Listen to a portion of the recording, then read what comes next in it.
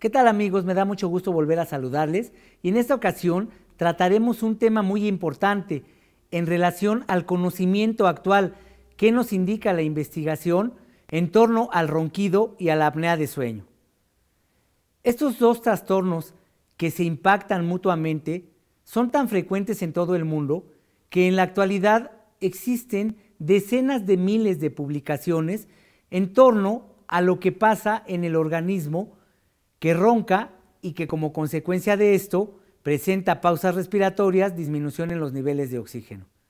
Las líneas de investigación son diversas, desde lo que pasa en animales de laboratorio, que nos permite conocer qué ocurre en el organismo humano, hasta estudios a nivel molecular, qué pasa con nuestras células, procesos inflamatorios, procesos de falta de generación de nuevas células, muerte de estas células más acelerado como consecuencia de esta falta de oxígeno. Entendemos más, conocemos más cada vez, la ciencia sigue avanzando, sigue dotándonos de información relevante para controlar este problema de salud. El ronquido y la apnea deben tratarse por las consecuencias marcadas que esto tiene.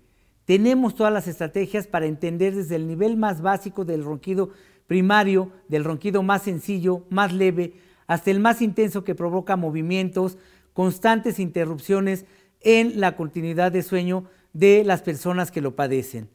Existen muchas alternativas de tratamiento que consideraremos en nuevas cápsulas, estemos atentos y ya que de ello hablaremos posteriormente. Muchas gracias por su atención.